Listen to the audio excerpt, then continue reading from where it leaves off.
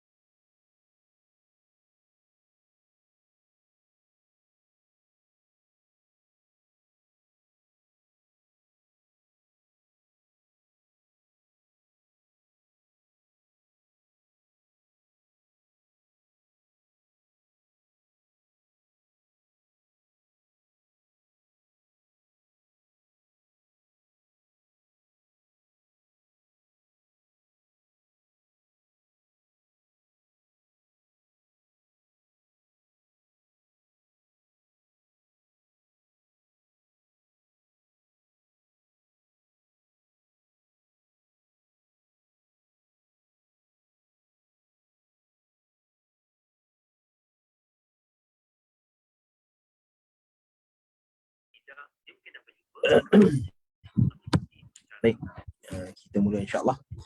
Bismillahirrahmanirrahim. Assalamualaikum warahmatullahi wabarakatuh. Alhamdulillahirabbil alamin. Wassalatu wassalamu ala nabiyyina Muhammadin wa ala alihi wa ashabihi ajma'in wa ba'd. Baik, tuan-tuan, puan-puan, muslimin, muslimat yang dirahmati Allah Subhanahu wa taala. Pertama dan selama-lamanya segala pujian dan pujaan kita pada Allah Subhanahu wa taala yang mengizinkan kita untuk kita terus bersama-sama berkongsi sedikit sebanyak apa yang Allah Subhanahu wa taala berikan kepada kita daripada ilmu, agar ia dapat memberi manfaat pertamanya kepada diri kita sendiri, yang keduanya kepada masyarakat di sekeliling kita. Baik, tuan-tuan dan puan-puan yang dirahmati Allah Subhanahu wa taala. Sebelum ini kita dah sentuh berkenaan dengan surah An-Nisa, bahawa surah ini adalah surah yang diturunkan di Al-Madinah Al-Munawwarah, kerana Aisyah radhiyallahu taala anha memberitahu bahawa tidak turun surah An-Nisa melainkan ana wa Rasulullah sallallahu alaihi wasallam fi lihafin wahid. Maknanya Nabi dah duduk bersama-sama dengan Aisyah, dan maklum diketahui bahawa Nabi tidak tinggal bersama dengan Aisyah melainkan setelah hijrah baginda ke bumi Al-Madinah Al-Munawwarah. Dan di dalam permulaan surah An-Nisa dan bersesuaian dengan tajuknya ataupun dengan nama surah ini, dengan nama surah An-Nisa, maka ayat-ayatnya sudah tentu kita sudah ada gambaran mengenai cerita-cerita di dalam surah An-Nisa yang akan kebanyakannya berkisar tentang wanita. Okay, apa yang ada banyak perkara yang berkaitan dengan wanita. Okay, dan menunjukkan bahawa Islam amat menitik beratkan kepada golongan wanita ini, sehingga kan ada satu surah yang khusus. Okay, bahkan di sana ada satu lagi surah yang dinamakan sebagai surah An-Nisa As-Sughra. Okay, ni surah An-Nisa yang kita bisadadihi yang kita ada sekarang ni adalah surah Nisa An-Nisa Kubra, dan di sana ada surah An-Nisa Sughra. Okay, surah apa surah An-Nisa Sughra itu? Ialah surah At-Talaq. Okay, surah At-Talaq. So boleh dengar ke? Semua boleh dengar takut tak ada orang tak boleh dengar pula. Okay, surah An-Nisa Sughra ada surah At-Talaq. Okay. Okay. Kemudiannya pada permulaan surah An-Nisa, maka Allah Subhanahu Wa Taala sejak daripada ayat pertama lagi, Allah Subhanahu Wa Taala telah menyebutkan, okay, pada ayat yang pertama bagaimana ya ayyuhan nasu taqu rabbakumul ladzi khalaqakum min nafsin wahidah. Allah Taala memberitahu bahawa Allah Taala ciptakan manusia ini daripada nafs wahidah, daripada satu jiwa. Dan jiwa yang satu ini adalah Adam alaihissalam. Inilah Adam alaihissalam. Okey. Wa khalaqa minha zawjaha, dan kemudian Allah Subhanahu Wa Taala menciptakan bagi Adam ini sesuatu yang dinamakan pasangan. Okey, maka Adam ini dilahirkan ataupun diciptakan sebagai seorang lelaki, dan Allah Taala menjadikan pasangan bagi Adam ini adalah wanita. Okey. Fokus pada surah ini adalah pada pasangan Adam alaihissalam, di mana hasil daripada satu jiwa ini iaitu Adam alaihissalam dan wanita, maka menghasilkan wabatha minhuma rijalan katsiran wa nisaa. Okay. Dan hubungan antara lelaki dan wanita, Allah Subhanahu Wa Taala telah jelaskan di dalam Al-Quran bahawa hubungan antara mereka adalah untuk kesinambungan wujudnya manusia, iaitu penghasilan zuriat. Okay. So hubungan sesama lelaki dan perempuan adalah untuk menghasilkan zuriat. Selain daripada ini, maka hubungannya bergantung kepada situasi dan keadaan. Okay, situasi dan keadaan. Kalau hubungan sesama sekerja, rakan sekerja contohnya, okay, rakan sekelas, okay, girlfriend, boyfriend, okay, girlfriend, boyfriend. Okey, maka hubungan-hubungan ini dia akan membawa kepada masalah. Bukan kita kata tak boleh. Ada orang dia salah faham, dia kata oh ustaz tak boleh lah lelaki dan perempuan jadi rakan sekerja, rakan sekelas, girlfriend dan boyfriend, kawan lelaki dan kawan perempuan. Maka secara umumnya Allah Subhanahu Wa Taala sebut di dalam surah Al-Hujurat bagaimana Allah Taala menjadikan ya ayuhan nas inna khalaqnakum min dzakarin wa untha. Allah Taala sebutkan bahawa Allah Taala ciptakan manusia daripada lelaki dan perempuan. Okey, tujuannya adalah apa? Lita'arafu wa inna ya ayuhan nas inna khalaqnakum min dzakarin wa untha wa ja'alnakum syu'uban wa qabaila lita'arafu. Okey, tujuannya adalah untuk bertaaruf, iaitu untuk saling mengenali antara satu sama lain. Okay, untuk saling berkenalan. Okay, macam mana nak jadi perkenalan kalau tidak boleh menjadi rakan, tidak boleh menjadi kawan, okay, tidak boleh ada hubungan. Tetapi Allah Subhanahu Wa Taala telah meletakkan batu asas di mana hubungan antara lelaki dan wanita ini, maka ia adalah untuk penghasilan zuriat. Dan lelaki dan wanita yang kita maksudkan ini adalah lelaki dan wanita yang tidak ada pertalian rahim. Okay, yang tidak ada pertalian rahim. Okey. Adapun yang ada pertalian rahim, maka di sana ada larangan yang Allah Subhanahu Wa Taala tidak benarkan, kerana hubungan rahim ini lebih kuat. Okey, hubungan rahim berasal daripada ibu yang sama, ada kaitan kekeluargaan, maka terdapat larangan kerana hubungan rahim ini lebih kuat daripada hubungan perkenalan ataupun perkahwinan. Okay, walau bagaimanapun untuk mereka yang tidak ada ikatan rahim, maka Allah Subhanahu Wa Taala telah meletakkan batu asas, iaitu hubungan lelaki dan perempuan adalah untuk mendapatkan zuriat. Okay, maka mana-mana hubungan lain dia boleh membawa ke arah masalah. Okay, masalah. Sebab tu bila kita kata hubungan lain dia ada masalah, maka kita bukanlah kata tak boleh, tetapi kita kena letakkan sempadan. Okay, kita kena letakkan sempadan. Sebab tu dalam ayat-ayat Al-Quran di sana ada sempadan. Apabila bertutur, bagaimana caranya bertutur seorang lelaki dengan seorang perempuan yang boleh berkahwin, yang tidak ada ikatan rahim, okay, yang bukan mahram. Okay, maka bagaimana cara untuk mereka berbicara? Allah Subhanahu Wa Taala sebut pada isteri-isteri Nabi sallallahu alaihi wasallam di dalam surah Al-Ahzab. Allah Taala kata apa? Saya lupa ayat dia. Wala takhdha'na bil qaul. Allah Taala sebut wala takhdha'na bil qaul fayatma'a alladhi fi qalbihi marad wa qulna qawlan ma'rufa. Dalam pertuturan contohnya Allah Subhanahu Wa Taala sebutkan bahawa jangan kamu lunakkan, okey, jangan lunakkan suara. Okey, jangan lunakkan suara. Lelaki dan perempuan, dua-dua. Tapi Allah Ta'ala fokus dekat situ pada perempuan. Kerana apa? Kerana lelaki kalau lunakkan suara pun orang akan nampak dia lelaki. Suara lelaki lunak macam mana, pembawa menyanyi macam mana pun, maka orang tahu ia suara lelaki. Tetapi suara perempuan yang dilunakkan, maka ia boleh membawa kepada fitnah. Tergodanya manusia.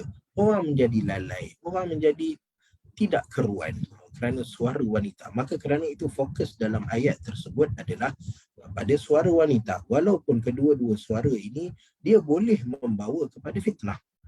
Okay, namun kerana kuasa ataupun aura yang datang daripada suara wanita ini lebih kuat. Okay, maka menyebabkan Allah Ta'ala fokus dekat situ pada suara wanita. Okay, itu pada suara. Allah Ta'ala sebut bagaimana suara ini boleh membawa kepada fitnah, maka jangan lunakkan suara kamu. Okay, dan kemudiannya Allah Ta'ala bagi tahu bahawa ada lelaki dan perempuan yang muttakhidati akhdan, yang berkawan ataupun hubungan sesama mereka adalah untuk berlaga pipi. Okay, berlaga pipi. Berlaga pipi ini adalah satu perumpamaan.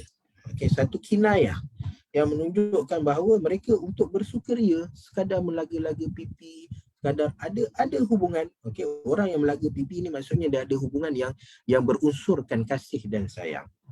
Okay, lalu Allah Ta'ala kata wala muttakhidati akhdan.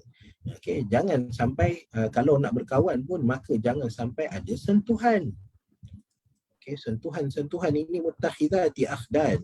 Okay, sentuhan, Allahu Akbar. Dia pen maka ni duk lari je. Okay, wala muttakhidati akhdan. Sentuhan pun no. Okay, kerana sentuhan ini boleh membawa kepada jatuhnya seseorang ke lembah fitnah, ke lembah maksiat dan dosa. Okay, maka Allah Ta'ala letak sempadannya. Okay, dan begitulah seterusnya. Bagaimana perbuatan-perbuatan atau mendedahkan aurat. Okay, kenapa dalam di sana ada Islam larang daripada dedah aurat? Okay, dedah aurat. Apa yang menyebabkan Islam melarang daripada dedah aurat? Kerana takut. Takut kalau hubungan tu bukan untuk mendatangkan zuriat, maka kena ada sempadan. Ada pun hubungan mendatangkan zuriat, maka kita tengok boleh lunakkan suara suami dan isteri, boleh bermanja-manja, boleh. Hatta Nabi SAW pernah bila berjumpa dengan Abdul Rahman bin Auf, bila mana dia berkahwin. Okay, maka Nabi SAW bertanya kepada Abdul Rahman bin Auf, okay, kamu berkahwin dengan siapa? Maka kata Abdul Rahman bin Auf, dia berkahwin dengan seorang janda yang telah saya tak tahu sama ada dia kematian suami ataupun bercerai. Tetapi Abdul Rahman tidak berkahwin dengan anak dara. Maka Nabi SAW menganjurkan kepada Abdul Rahman bin Auf, halla tazawwajta bikra, kenapa tidak kamu berkahwin dengan anak dara? Kerana apa? Tuda'ibuha ataupun tula'ibuha wa tula'ibuka. Okay, di mana dengan anak dara ni dia lebih seronok untuk bermanja. Okay, tula'ibuha wa tula'ibuka. Bukan makna kata yang bukan anak dara ni tidak boleh bermanja, tetapi jarang. Kerana biasanya yang dah berkahwin ini ada kematangan. matang. Tapi untuk orang yang baru kahwin, dan setiap orang saya rasa semua ada pengalaman masing-masing. Apabila baru kahwin kan lain macam dia punya aura dia kan. Kalau dah kahwin maka dia dah ada pengalaman bagaimana hidup bersama ada pasangan. Saya mohon yang ada berhampiran dengan suara-suara lain agar kita dapat mute kan. Ada pun yang baru berkahwin maka kita dapat rasa, dapat ada perasaan lain. Berbanding dengan orang yang dah ada pengalaman, maka dia dah tahu dah bagaimana kehidupan dia dengan ada lelaki lain bersama dengan dia. Bagaimana kehidupan dia kalau ada perempuan lain bersama dengan dia. Sebab tu Nabi SAW anjurkan agar berkahwin dengan anak dara. Kerana tula'ibuka wa tula'ibuka. Kerana senang ataupun lebih tinggi peratusan dia untuk mendapat kenikmatan kemesraan. Mesra dari segi hubungan. So Allah Ta'ala telah sebut daripada ayat pertama lagi bahawa ini hubungan dia. Dan antara sebab Allah Subhanahu Wa Ta'ala menyebutkan benda ini adalah kerana untuk melindungi kaum wanita. Melindungi kaum wanita. Melindungi wanita. Kerana apa? Siapa yang dapat paling banyak manfaat dekat sini? Orang lelaki, kalau perempuan lunakkan suara, lelaki rapat dengan dia, lelaki bagi sentuhan pada dia, kalau dia dedahkan aurat pada lelaki, kalau lelaki ambil dia jadi girlfriend, kalaulah berlaku wal-iyazubillah, ada hubungan contohnya zina berlaku, siapa yang paling rugi? Siapa yang paling rugi? Maka yang paling rugi adalah kaum wanita. Walaupun kesalahan itu ditanggung bersama. Kesalahan itu ditanggung bersama lelaki dan wanita.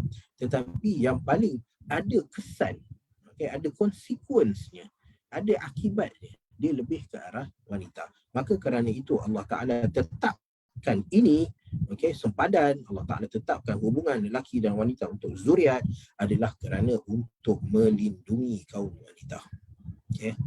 Kerana apa? Nanti kita akan tengok dalam ayat-ayat surah Nisa ini sendiri, Allah Subhanahu Wa Ta'ala telah menceritakan bagaimana layanan orang-orang terdahulu terhadap kaum wanita.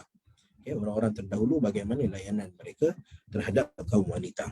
Di dalam ayat-ayat yang seterusnya, maka bila mana Allah Ta'ala bercerita tentang dan sudah bagi gambaran, satu tasawur, satu gambaran bahawa surah ini banyaknya akan menceritakan tentang wanita dan matlamatnya adalah untuk melindungi kaum wanita. Maka Allah Subhanahu Wa Ta'ala memulakan dulu dengan wanita. Dia dah wanita, dan wanita ini sinonim dengan, bukanlah kita kata lemah, tetapi wanita ini sinonim dengan dha'af. Dha'af ni dalam bahasa Melayu dia lemah lah, tapi dia tidak semestinya bila kita kata lemah tu, lemah fizikal, tidak ada semangat. Kita tak merendahkan kaum wanita. Kaum wanita ada kekuatan dia. Kalau orang lelaki dia kata dia lagi kuat daripada kaum wanita, kita kata itu satu yang tidak adil. Lelaki ni dia ada dia punya fokus dia, kerja dia, kekuatan dia adalah pada tempat yang dia diperlukan. Lelaki ni diperlukan untuk bekerja. Lelaki ini diperlukan untuk mendapatkan nafkah. Maka kekuatannya adalah kekuatan yang berbentuk boleh angkat benda berat, stamina-nya kuat. Itu bentuk kekuatan dia. Tetapi kalau kita suruh dia bawa barang 9 bulan letak kat perut, dia sudah tentu dia tak boleh. Kalau kita suruh dia katalah nak tahan, saya tak pernah lah ada pengalaman nak lahirkan anak. Tapi saya ada pengalaman di mana minta maaf, kalau ada kita tak dapat nak tahan buang air, katalah kita pakai edema, dan ubat yang kita panggil sebagai julap. So bayangkan kalau kena julap, nak tahan buang air, boleh tak kita tahan? Dengan kesukaran. Tapi macam mana orang perempuan boleh tahan dia panggil apa? Hicks tu. Brighton Hicks, apa benda nama dia saya pun tak tahu. Di mana ada false, dia nak seolah-olah macam nak melahirkan anak tapi tak jadi. Bagaimana dia boleh tahan benda itu? Sedangkan kalau kita pakai edema tu kita rasa payah, semua payah nak tahan. So kekuatan wanita ada dekat situ. Okey, dan kekuatan wanita macam mana dia boleh jaga sampai tengah malam anak dia, menyusukan anak dia, dia boleh selesaikan kerja rumah dia, nak bersihkan rumah apa sampai pukul 11 pukul 12 malam. Kalau bagi benda ni kat lelaki, dia akan mengadu. Kata kuat sangat tapi mengadu.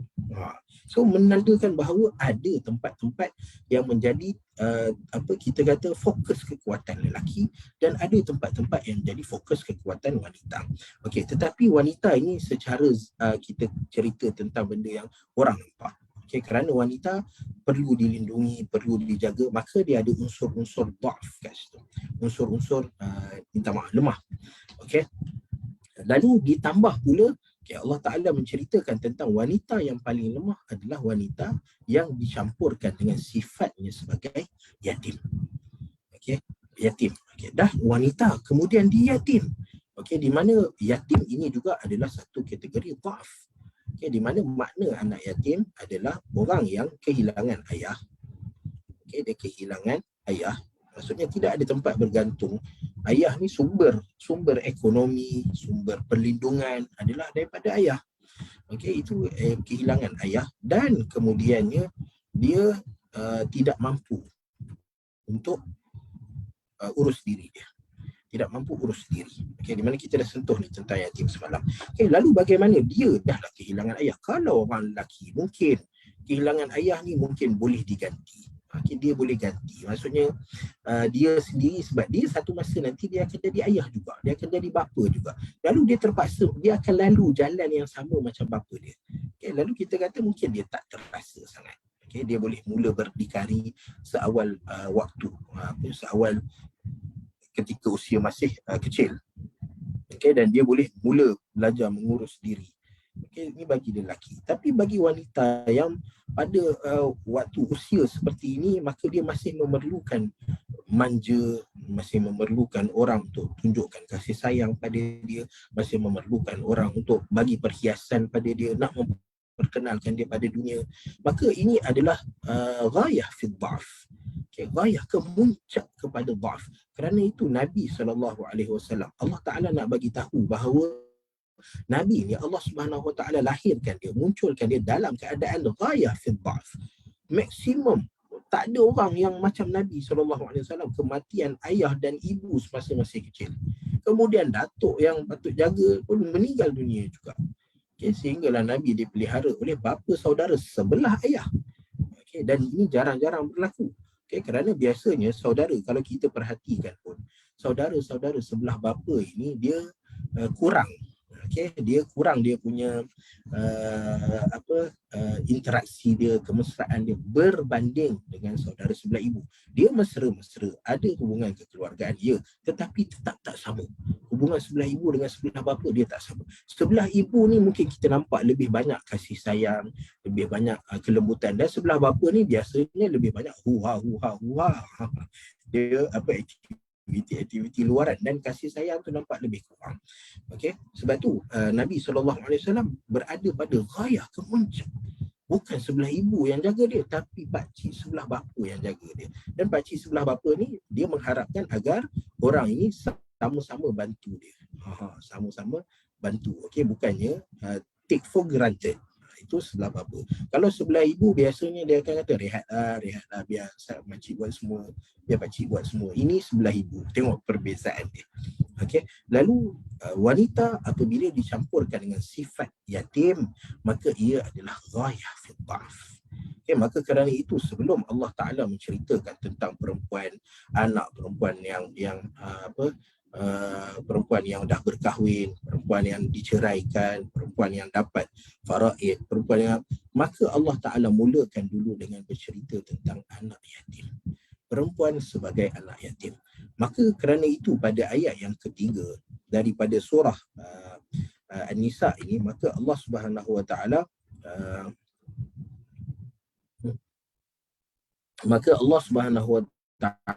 menceritakan tentang anak-anak yatim. Wa in khiftum alla tuqsitu fil yatama. Okay, maka Allah Subhanahu Wa Taala menceritakan tentang alla tuqsitu fil yatama. Apabila kamu tidak dapat berlaku adil kepada perempuan-perempuan yang yatim. Okey, Maka yatim dekat sini macam kita sebut adalah yang kehilangan anak dan kemudian yang kehilangan bapa, anak pula. Yang kehilangan bapa dan kemudian dia tidak mampu menguruskan diri dia. Okey, pada sesi yang lepas saya pernah bagi tahu bahawa yatim ini dia ada had umur dia. Okey, yatim ini dia ada had umur. Maka had umur bagi yatim adalah baligh. Okey, baligh. Kerana apa? Kerana ada satu hadis yang diriwayatkan oleh Abi Dawud, yang diriwayatkan oleh Abu Dawud rahimahullahu taala, di mana Nabi SAW menyebutkan la yutma ba'da al-ihtilam. Okey, tidak ada keyatiman setelah mimpi. Mimpi yang dimaksudkan dekat sini adalah mimpi yang membawa kepada baligh. Okey, kerana ada mimpi-mimpi yang nightmare, itu mimpi yang menakutkan. Okey, ada mimpi-mimpi yang menggembirakan dan ada mimpi-mimpi yang menunjukkan kita sudah mencapai usia dewasa. Okey, itu mimpi-mimpi yang biasanya dikaitkan dengan air, dengan kemunculan air mani. Okey, itu mimpi yang menunjukkan kita sudah dewasa. Lelaki dan perempuan akan keluar air mani. Lelaki dan perempuan dan kebanyakan air mani ni keluar disebabkan oleh mimpi. Okay. Tapi ia bukan semestinya. Ada orang yang datang ataupun keluar air mani tanpa mimpi. Tetapi majoriti manusia datang balighnya apabila berlaku mimpi. Okay, nak menunjukkan bahawa air mani ini keluar kerana ada sebab. Okay, ada sebab yang menyebabkan air mani ini keluar. Bukan main keluar ikut suka je. Okay. Baik. Lalu pada sesi yang lepas kita dah bercerita bagaimana Allah Subhanahu Wa Taala menyuruh kita untuk berlaku adil kepada anak-anak yatim. Allah Ta'ala benarkan untuk kita berkahwin dengan anak yatim, tetapi syaratnya adalah untuk berlaku adil. Kerana apa? Kerana kebiasaannya orang apabila dia tahu ini dahlah perempuan lemah, kemudian tambah pula yatim, lagilah campur dua-dua lemah ni, maka kita ambil peluang. Okay, saya nak kahwin dengan awak, saya nak jaga awak. Okay, tapi kita kurang sikit lah kita punya ni. Memandangkan tak ada orang, dia tak boleh nak biasanya kalau kita pergi berisik anak dara orang, maka ibu bapa dia yang akan tolong jawab, oh RM10,000, RM20,000, RM20K, RM30K. Ibu bapa dia akan jawab dan kita akan tunduk kepala, tak boleh nak cakap apa.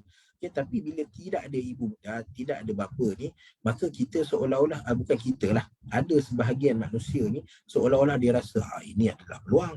Tak ada bapa dia nak kontrol, nak bagi apa, kita nampak seperti itu. Tapi sebenarnya bapa-bapa kepada anak dara ini digelar sebagai aulia. Aulia ni maksudnya apa? Pelindung. Okey, mereka nak melindungi anak perempuan mereka. Sebab bila dah dilepaskan, maka tidak ada hak lagi. Tak ada hak lagi pada bapa untuk masuk campur dalam urusan keluarga anak perempuan dia. Okay, lalu sebelum dia lepaskan hak dia tu, maka dia nak pastikan bahawa anak dia, bila dilepaskan, anak dia berada dalam bubble yang dilindungi. Okay, dah selamat. Okay. Sebab tu bapa-bapa dia akan nampak macam menyukarkan orang. Okay, tetapi tengok keadaan pada siapa yang datang. Orang yang datang ni datang pun dengan penampilan yang black metal ke, okay, penampilan yang baju nama pun nama yang pelik-pelik. Okay, lalu bila dia tengok macam ni dan dia tahu anak dia pula suka kat orang ni, maka dia akan membuat sesuatu yang bersifat melindungi. Sama ada dia tolak, oh saya tak boleh nak terima, ataupun dia letak sesuatu yang imamkan solat contohnya. Okay, bacakan Al-Quran contohnya, ataupun 30K contohnya. Sebab apa? Tujuannya tidak lain dan tidak bukan adalah mungkin ada sebahagian orang dia nampak macam ini nak jual anak dia, tapi bergantung kepada orang. Kita tak boleh nak bagi satu benda yang rata, pukul rata. Kita samakan kita punya turf kita. Tak boleh. Sebab apa? Sebab setiap bapa tu, setiap wali tu, dia tengok pada orang yang datang. Kalau orang yang datang tu baik, dia bagilah. Okey, tak payah bayar pun tak apa. Lalu kita pun cerita tak payah bayar, inilah yang sepatutnya.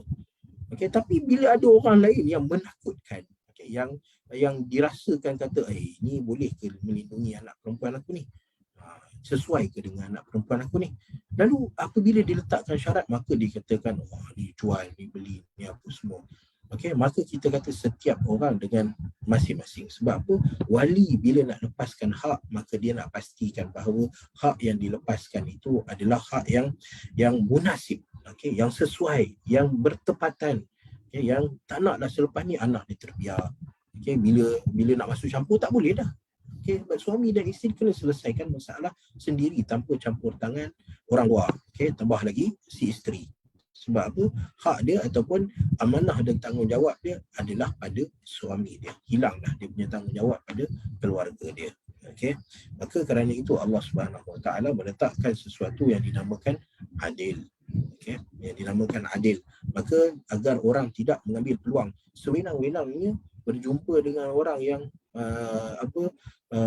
bila ditanya kenapa pergi cari orang seperti ini, kenapa pergi kat kampung cari orang anak yatim, nak kahwin pergi cari orang seperti ini, dia kata alah senang ni, tak payah buat bincang. Maka ini adalah masalah yang sangat besar. Okay, maka seperti mana dia anak yatim tetapi keadaan dia mesti sekufu dengan orang yang seumpama dengan dia. Okay, kalau dia perempuan pada dekat kampung tu, semuanya dekat satu kawasan tu, dia punya mahar dia adalah ataupun dia punya mahar ni semua apa yang kita janjikan kepada pasangan, kepada isteri. Okay, maka tak kisahlah kalau kerajaan letak 300 contohnya, tapi kita janji dengan dia 5,000, maka 5,300 kita kena bagi kat dia. Itu adalah mahar keseluruhan. Okay, itu adalah mahar keseluruhan. Okay, lalu kalau dekat satu kawasan tu, maka mahar dia adalah 5,000 contohnya. Okay, namakanlah mas kahwin ke hantaran ke, tak kisah. Okay, tapi itu mahar. Bila dah janji kita setuju, itu mahar. Okay, lalu dah kata okey 5,000, maka standardnya 5,000. Tidaklah, tak bolehlah kita pergi pada orang yang ada berapa kita kata 5,000. Pada yang tak ada berapa maka kita kata separuh lah, 2,500, tak boleh.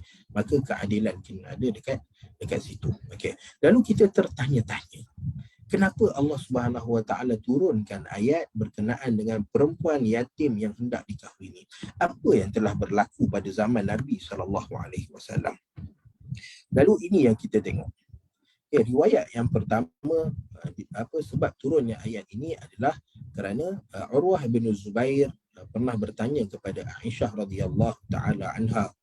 Okay, di mana ya ummatah, kata Urwah bin Zubair, ayat ini, ayat nombor 3 surah Nisa ini turun pada siapa?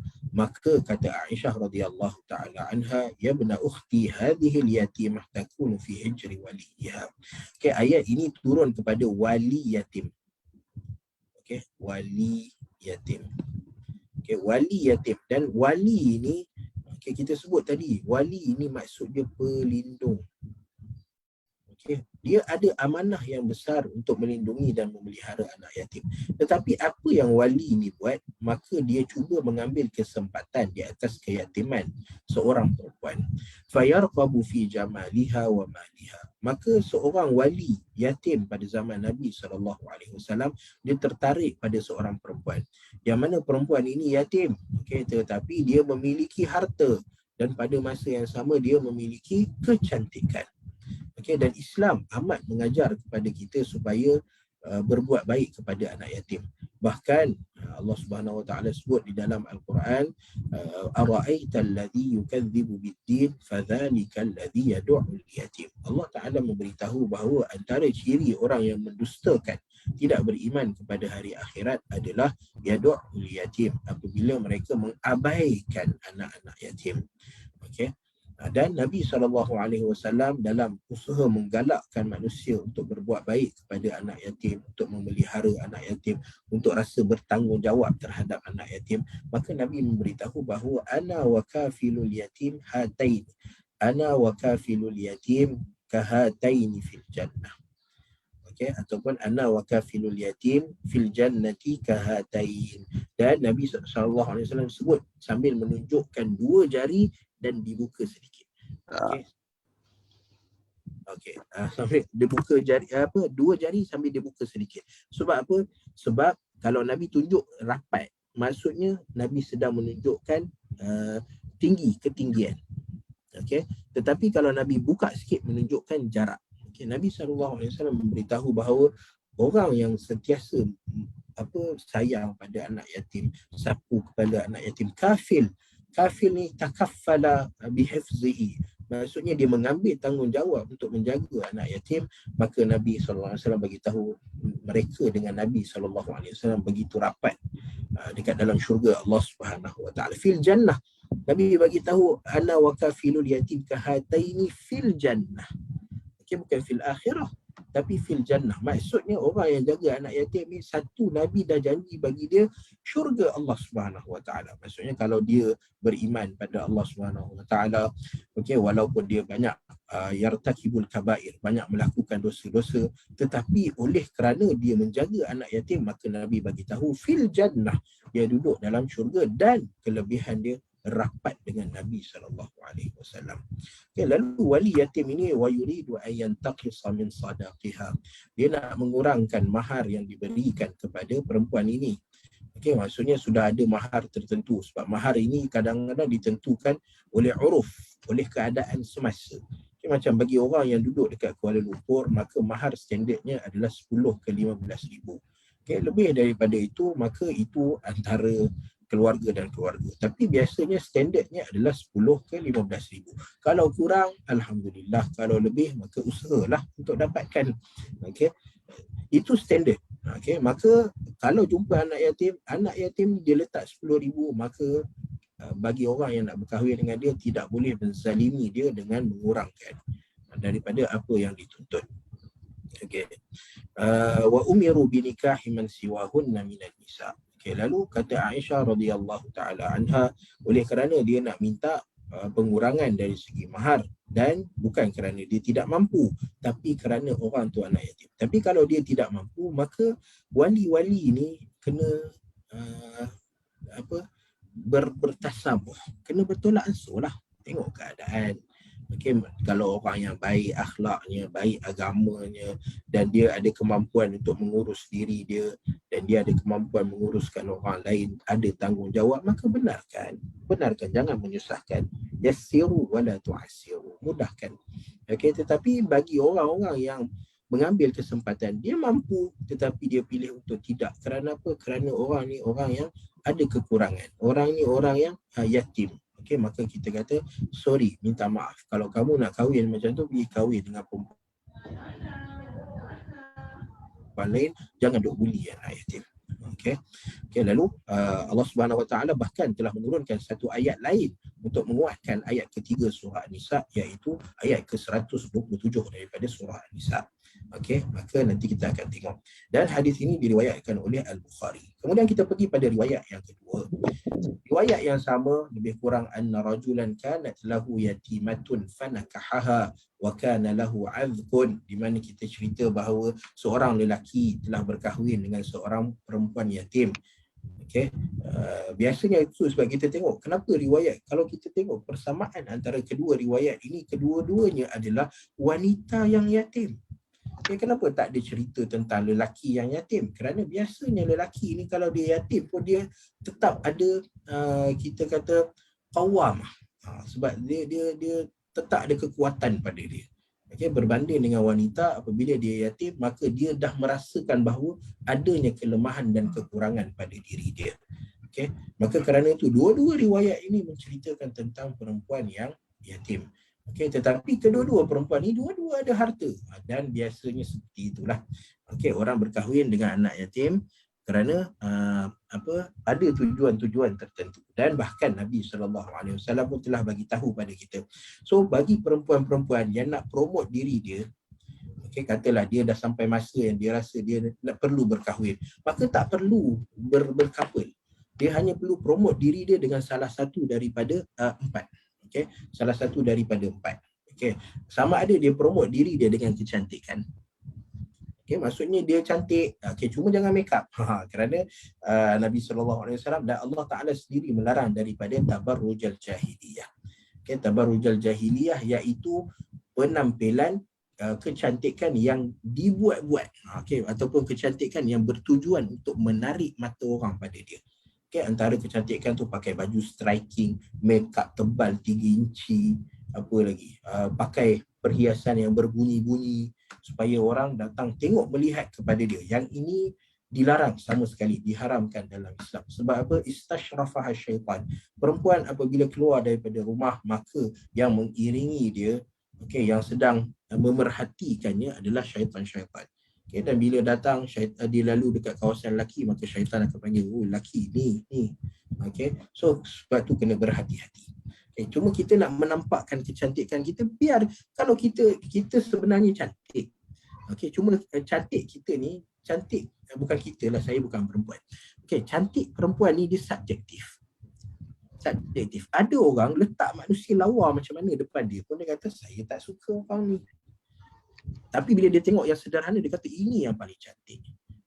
Maksud saya bukanlah kita kata saya duk pecah-pecahkan perempuan ni, tak. Tapi setiap orang, kecantikan ni sampai orang Arab kata beauty is in the eye of the beholder. Kecantikan ini yang akan menentukan dia adalah mata yang melihat tu sendiri. Mata yang melihat tu dia tahu mana cantik, mana tak cantik. So setiap perempuan tak payah susah-susah nak make up ke nak apa ke, pasti akan ada orang yang suka dengan, sebab Allah Ta'ala dah memang ciptakan manusia, lelaki ni dia perlukan pada pasangan, dan pasangan dia Allah Ta'ala dah letak akan ada dia punya ciri-ciri yang dia suka. Dari segi kecantikan, maka cantik. Ada orang dia suka perempuan yang kurus contohnya, ada orang dia suka perempuan sederhana, ada orang dia suka perempuan yang chubby, yang badan besar. So setiap orang ada dia punya preference dia ada dia punya benda yang dia suka. So kita tak perlu kita nak kata macam mana, memaksa diri ataupun menyusahkan diri untuk mempamerkan diri kita depan orang.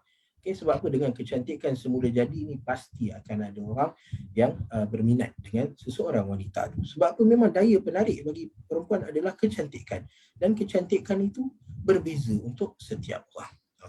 Itu yang pertama. Yang kedua, daya penarik kalau kita nak promote diri pada orang adalah dengan harta. Dengan harta. Maksudnya saya ada harta, siapa nak kahwin dengan saya?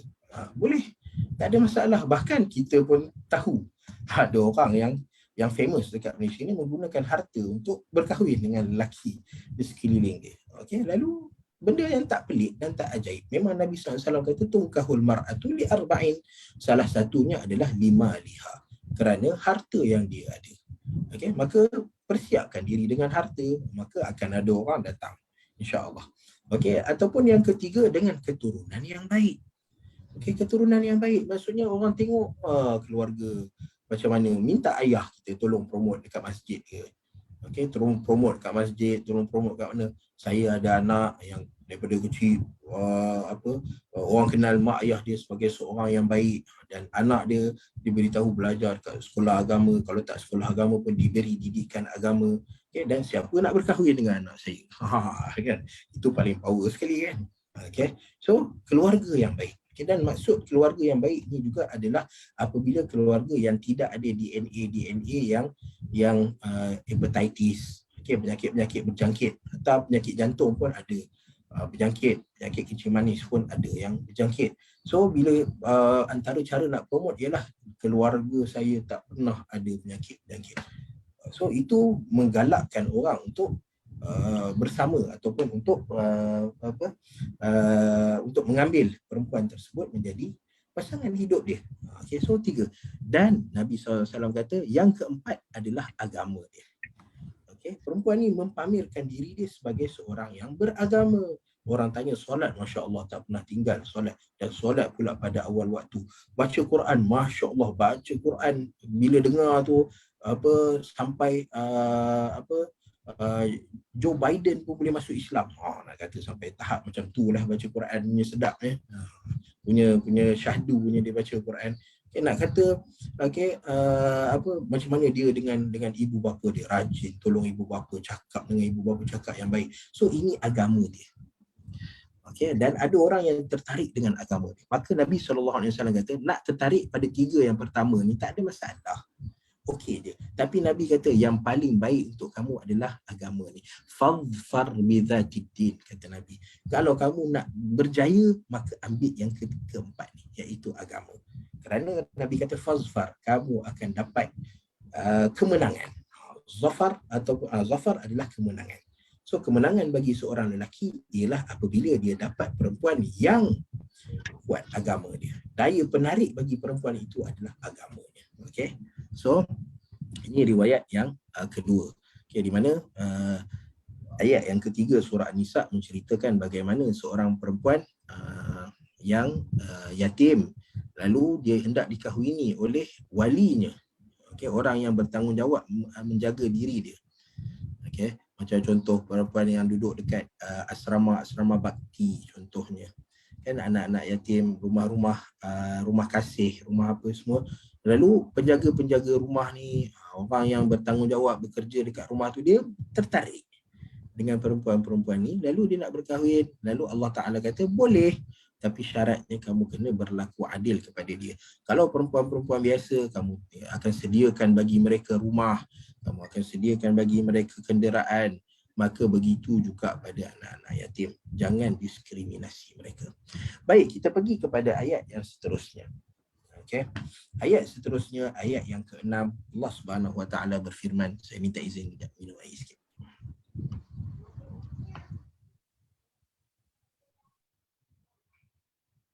Baik. Dalam ayat yang ke-6 ni Allah Subhanahu Wa Ta'ala berfirman. A'udzu billahi minasy syaithanir rajim. Bismillahirrahmanirrahim. Wabtalul yatama hatta idza balagun nikah fa in آنستم منهم رشدا فادفعوا إليهم أموالهم ولا تأكلوها إسرافا وبدارا أن يكبروا ومن كان غنيا فليستعفف ومن كان فقيرا فليأكل بالمعروف فإذا دفعتم إليهم أموالهم فأشهدوا عليهم وكفى بالله حسيبا. Okay. Baik, ini ayat yang ke-6 daripada surah An-Nisa. Okay, di mana dalam ayat ini Allah Subhanahu Wa Ta'ala menyebutkan beberapa perkara. Yang pertama, kata Allah Subhanahu Wa Ta'ala, wabtalul yatama hatta idza balagun nikah. Okay, dan Allah Subhanahu Wa Ta'ala sebut ujilah anak-anak yatim. Okay, so ada ujian pada anak yatim. Okay, tapi persoalannya adalah ujian untuk apa? Baik, kalau ayat ini adalah kesinambungan daripada ayat-ayat sebelum ini, di mana ayat-ayat sebelum ini menceritakan tentang anak yatim, wanita yatim dan berharta. Okey, bila nak kahwin, orang kahwin sebab antara wanita yatim yang berharta. Okey, lalu dalam ayat seterusnya ini, maka Allah Subhanahu Wa Ta'ala nak menceritakan tentang anak yatim yang ada harta. Okay, anak yatim yang ada harta. Okey, wabtalul yatama hatta idza balagun nikah. Okey, sebelum balagun nikah, apa maksud nikah kat sini? Nikah kat sini maksudnya mencapai usia baligh. Apa maksud baligh? Okey, baligh maksudnya adalah seorang yang telah mencapai usia tertentu. Okey, telah mencapai satu sempadan tertentu. Okey, sempadan tertentu. Okey, di mana baligh ini dia ditentukan oleh sama ada oleh usia, oleh umur, okey, ataupun ditentukan oleh situasi tertentu yang berlaku pada dia. Okey, umur ialah umur 15 tahun. 15 tahun adalah usia yang kalau kita tanya dah balik ke belum, 15 tahun tak payah tanya, confirm balik. Confirm balik, lelaki dan perempuan. Kalau sebelum tu tak ada masalah lah, sebab 15 tahun ni adalah maksimum usia. Okey, maksimum. Maksudnya 15 tahun, kalau 12 tahun tak balik lagi, tak apa. 13 tak balik lagi, tak ada masalah. 14 tak apa, 15 mesti kena balik. Okey. 15 tahun adalah usia baligh. Okey. Kerana apa? Kerana Nabi SAW apabila ada dua orang budak datang kepada Nabi SAW. Dua orang budak datang, seorang dia nama Rafi' bin Khadij, Rafi' bin Khudaij, dan seorang lagi saya tak ingat nama siapa. Lalu dua orang budak ni datang kepada Nabi SAW untuk menyertai peperangan Uhud. Dan antara yang minta nak menyertai peperangan Uhud pada waktu itu adalah Abdullah bin Umar. Abdullah bin Umar. Abdullah bin Umar nak join perang Uhud, tapi Nabi reject dia. Sebab apa? Usia dia 13 tahun. So usia 13 tahun Nabi tak bagi. Kerana apa? Kerana tidak ada indikator yang menunjukkan dia dah baligh.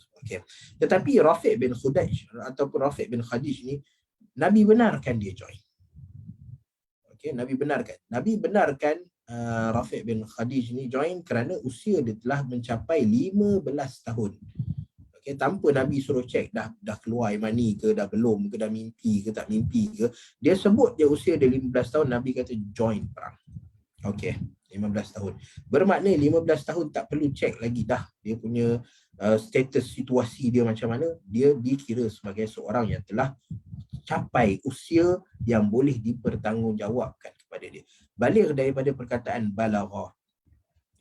Sidik amanah tabligh kan. Kita dengar apa sifat bagi Nabi daripada kecil kita duduk belajar. Baligh daripada perkataan balaghah, sampai. Maksudnya dia telah sampai kepada satu keadaan.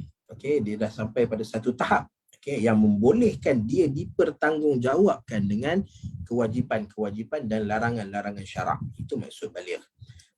Kalaulah bawah usia 15 tahun, macam mana kita nak tahu bahawa seseorang tu dah baligh? Maka ada beberapa keadaan. Yang pertamanya adalah dia asyik keluar bulat tu ya. Yang pertamanya adalah keluar air mani. Lelaki dan wanita keluar air mani, maka itu tanda baligh. Bagi lelaki memang famous lah keluar air mani ni tanda baligh. Bagi perempuan, ada orang tanya, betul ke perempuan ada air mani? Soalan ini pernah ditanyakan kepada Nabi SAW. Di mana ada seorang lelaki ataupun perempuan, seorang sahabat bertanya kepada Nabi SAW, adakah air mani pada wanita? Maka Nabi SAW menjawab, kaifa yushbihuha waladuha. Kalau tak ada air mani pada perempuan, macam mana anak yang dilahirkan itu boleh menyerupai wanita? Kerana yang bawa kromosom XX ke XY ke, XY bagi saya tak ingat, X lelaki ke XY lelaki ke saya tak ingat. Tapi yang membawa genetik ini adalah air mani. Bagi lelaki air mani dia dan bagi perempuan air mani dia. Lalu genetik inilah yang membuatkan bayi yang dilahirkan ada ciri-ciri tertentu. Telinga dia, hidung dia macam mak dia lah, mulut dia macam mak dia, mata dia bulat macam mak dia. Contohlah. Lalu macam mana dia nak menyerupai mak dia kalau tak ada air mani? Mesti ada air mani, kata Nabi SAW. So air mani ini adalah tanda bahawa seseorang itu telah baligh. Yang keduanya, tanda seseorang itu telah baligh adalah apabila tumbuh bulu pada kemaluan dia.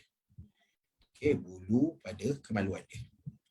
Bulu ni dia keluarlah, kadang-kadang bulu keluar kat tangan. So kalau bulu kat tangan ni budak daripada kecil lagi dah ada. So bulu apa yang menunjukkan bahawa seseorang tu dah baligh? Bulu yang ada pada kemaluan ataupun dipanggil sebagai ari-ari. Ini adalah tanda bahawa seseorang itu telah mencapai usia baligh. Adapun perubahan suara, maka ada yang menerima, ada yang tak menerima bahawa ia tanda baligh. Adapun air mani dan bulu pada kemaluan, maka ia adalah tanda pada baligh. Dan pada perempuan ada dua perkara yang tambahan yang menunjukkan bahawa mereka boleh dikira sebagai baligh. Yang pertama adalah apabila sudah ada darah haid. Darah haid adalah tanda yang menunjukkan bahawa perempuan ini sudah mencapai usia baligh. Tiba-tiba keluar darah. So bila tengok rupanya darah haid, itu menandakan bahawa perempuan sudah baligh.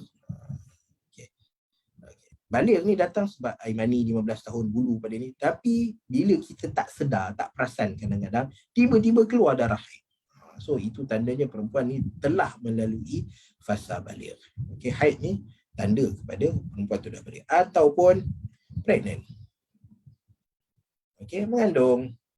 So mengandung ini tandanya adalah perempuan itu sudah baligh. Macam mana nak mengandung kalau tak ada air mani?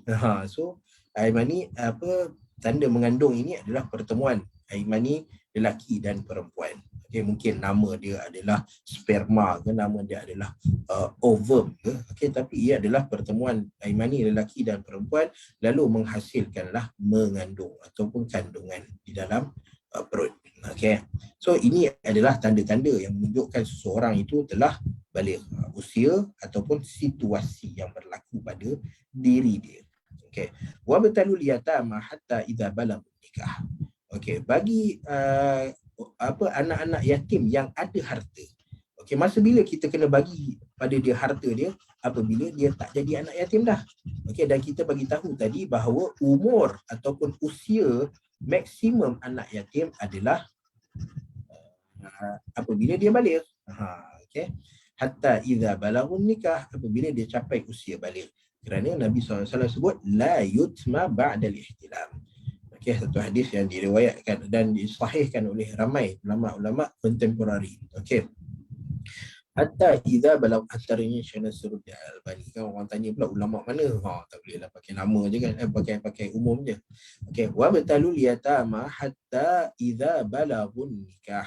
Apabila seseorang anak yatim sudah capai usia baligh, maka kamu kena pulangkan semula apa yang telah menjadi hak dia, iaitu hartanya. Okey, harta yang ada di bawah jagaan kamu, maka pulangkan semula kepada anak-anak yatim. Tetapi sebelum kamu pulangkan kepada dia, maka kamu kena uji dia dulu. Wa betalu, kena uji dia dulu. Untuk tahu apa? Fa in anastum minhum rushda. Okey, kamu hanya boleh pulangkan harta itu kepada dia apabila kamu nampak rushda. Apa dia rushda? Kematangan dalam menguruskan harta dan diri. Okey, saya punya tulisan ni sampai saya pun tak boleh baca kadang-kadang. Okey. Kematangan. Okey. Kita eja betul-betul. Kematangan dalam menguruskan harta dan diri sendiri. Okey. Bila dah nampak ada kematangan dalam menguruskan harta dan diri sendiri, maka pada waktu tu kembalikan harta kepada mereka. Kerana kita tahu diorang dah boleh menguruskan sendiri harta tersebut.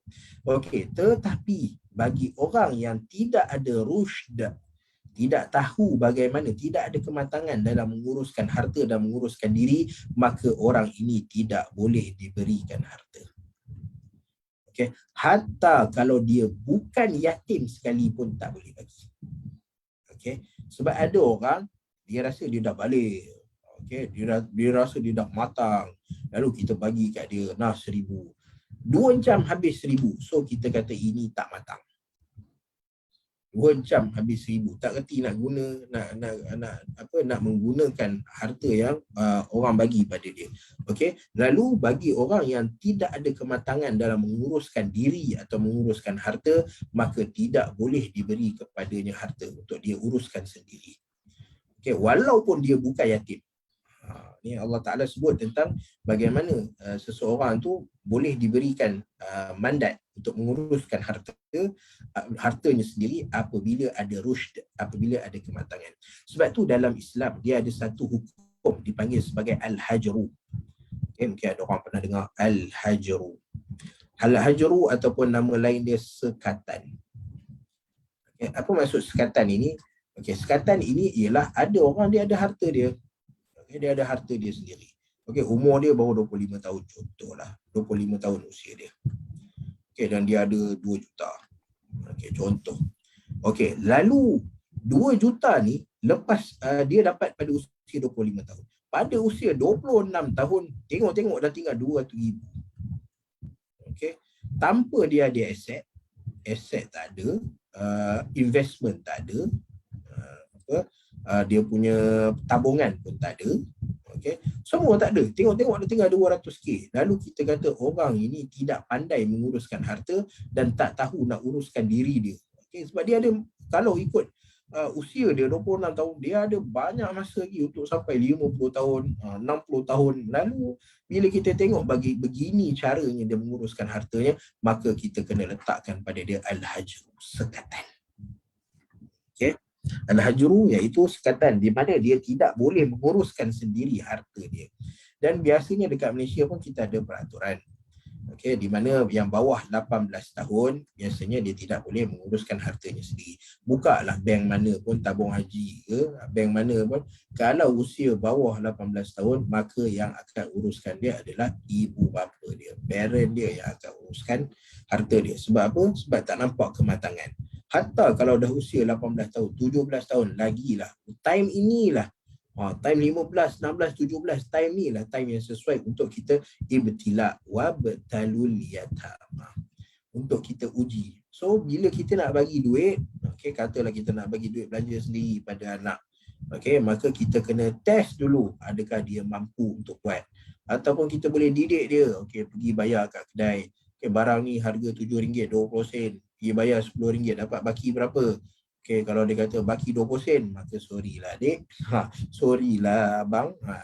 Mama papa tak boleh nak bagi duit lagi kat kamu.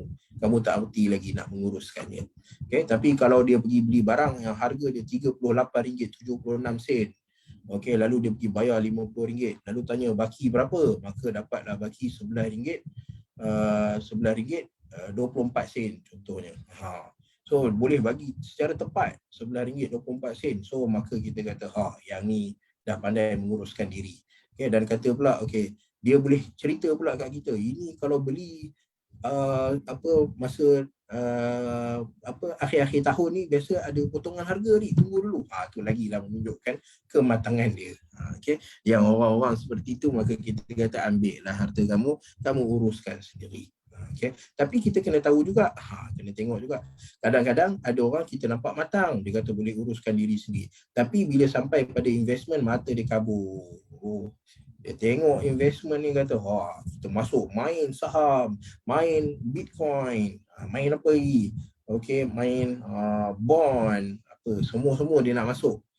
Okay, lalu dia tak boleh nak kontrol diri dia, maka dekat sini pun kita kena bagi al-hajru pada dia. Duit simpan, ingat sikit ada masa depan tu. Okay.